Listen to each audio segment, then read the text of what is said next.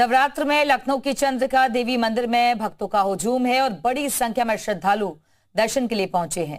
इसे माही सागर तीर्थ भी कहा जाता है। मंदिर आए श्रद्धालु अक्षय वट आश्रम भी जरूर जाते हैं और सैकड़ों साल पुराने वट वृक्ष के दर्शन करते हैं। मां चंद्रिका देवी मंदिर, लखनऊ की कुल देवी, हर मुराद होती है पूरी। ऐसा माना जाता है कि लखनऊ के संस्थापक भगवान श्री लक्ष्मण के पुत्र चंद्रकेतु अपने अश्वमेघ घोड़े से गोमती तट के किनारे से गुजर रहे थे। चारों तरफ घना जंगल था। अचानक अंधेरा हो जाता है और उन्हें इसी क्षेत्र के जंगल में रुकना पड़ता है। जब वो यहाँ पर विश्राम कर रहे होते हैं तो उन्हें डर का आभास होता है। उस दौरान वो माँ को याद करते हैं और उनसे सुरक्षा मांगते हैं। उनके सपने में माँ चंद्रिका देवी उस दौरान आती हैं, जिसके बाद वो अपने आप को सुरक्षित महसूस करते हैं। राजधानी में बख्शी का तालाब स्थित मंदिर चंद्रिका देवी माँ को लखनऊ की कुल देवी माना जाता है।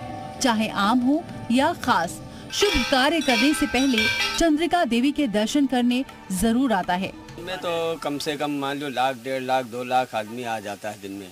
काफी भीड़ होती है नवरात्रि में।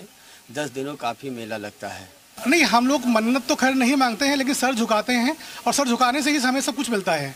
हमें मन्नत मांगने की जरूरत नहीं, अपने आप ही माँ के चरणों में सर झुकाने से ही अपने आप ही मिल जाता है। ये हमारी आस्था है। मंदिर की स्थापना कब हुई, इसकी सटीक जानकारी किसी के पास नहीं है।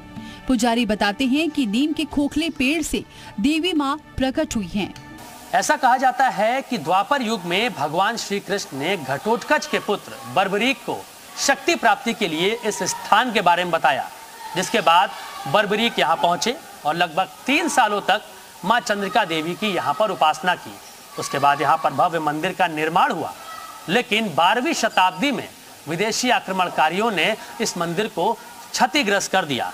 लेकिन 300 साल पहले घने जंगल में क्षतिग्रस्त पड़े इस मंदिर को ढूंढने का काम गांव वालों ने किया।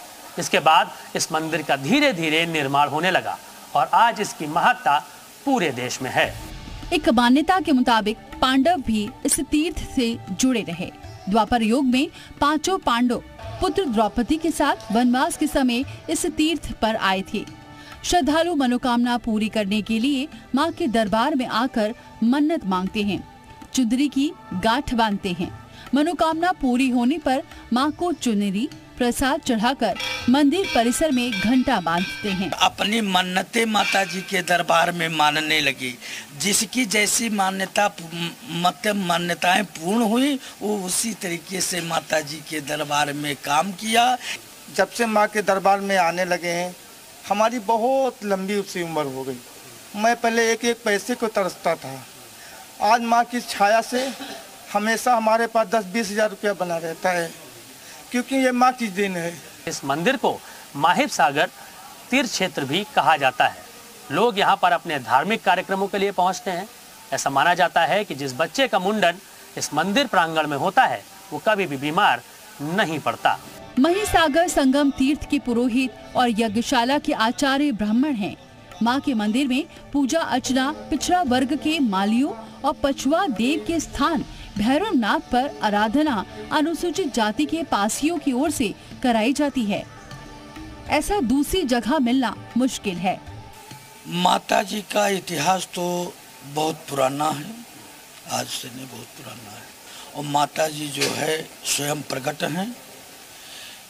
ये किसी के द्वारा आवाहित नहीं है, ये बुलाई नहीं है, ये आवाहित नहीं, स्वयं प्रकट है। तो ये मंदिर की मान्यता बहुत है। जो लोग यहाँ पर आते हैं वो अपनी मनोकामनाएं पूरी होते हैं और लोगों का बहुत आस्था है इस मंदिर के बारे में। और आसपास अगर आप इसका वातावरण देखें तो बहुत ही रमणीय वातावरण है। मन खुश हो जाता है इस वातावरण को देखते। प्राकृतिक के जिसे कहते हैं धरोहर में समाया हुआ मंदिर है। चंद्रिका देवी धाम की 3 दिशाओं उत्तर, पश्चिम और दक्षिण में गोमती नदी की जलधारा प्रवाहित होती है। पूर्व दिशा में महिसागर संगम तीर्थ स्थित है। मान्यता है कि महिसागर संगम तीर्थ में कभी भी जल की कमी नहीं होती। आज भी भक्त यहाँ महारथी वीर बर्बिक की पूजा आराधना करते हैं। हम लोग सुबह ही चले आते हैं, खाली रहता है। अच्छा, तो नवरात्र में भीड़ बहुत ज्यादा रहता है, इसीलिए अभी तो ये लोग आए हुए थे, बच्चे लोग, तो अभी आ गए दर्शन करने। मुझे 10 साल हो रहे हैं करीब। नवरात्रि में हमेशा आते हैं। यहाँ के बारे में क्या सुना है आपने और क्या मिला है? बहुत सिद्ध स्थान है, सुनने की जरूरत नहीं, सिर्फ एक्सपीरियंस से बताया जा सकता है इस चीज। मनोकामनाएं पूरी हाँ बस। चंद्रिका देवी मंदिर से 5 किलोमीटर दूर जंगल में हरिवंश बाबा अक्षय वट आश्रम मौजूद है। यहाँ सैकड़ों साल पुराना वट वृक्ष भक्तों के आकर्षण का केंद्र बना है। ये पेड़ इतना पुराना है कि इनकी टहनियों से कई नए पेड़ बन गए हैं, जो कि 500 मीटर के दायरे में फैले हैं।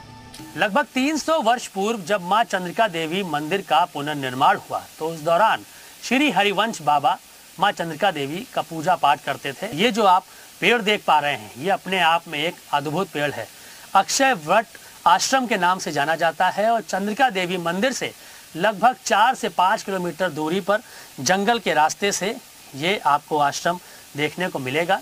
और ऐसा बताया जाता है कि बाबा जो वहाँ पे माँ चंद्रिका देवी का पूजा पाठ करते थे उन्हें स्वप्न आया और जब वो यहाँ पर पहुँचे तो यहाँ पर भी उनको तमाम जो देवी देवता हैं उनकी मूर्तियाँ मिली। और ये अद्भुत वृक्ष जो कि जंगल के बीचों बीच था, जो शायद पहले किसी ने यहाँ पर ना देखा हो, इस वट वृक्ष के पास आके अपनी तपोस्थली उन्होंने यहाँ पे बनाई, अपना आश्रम यहाँ पे उन्होंने बताया। नव दुर्गाओं की सिद्धपीठ चंद्रिका देवी धाम में एक विशाल हवन कुंड, यज्ञशाला, चंद्रिका देवी का दरबार, बरबिक द्वार, सिंधवा कांड, महिसागर संगम तीर्थ के घाट दर्शनीय हैं। देश भर से लोग यहाँ हवन और मुंडन के लिए आते हैं।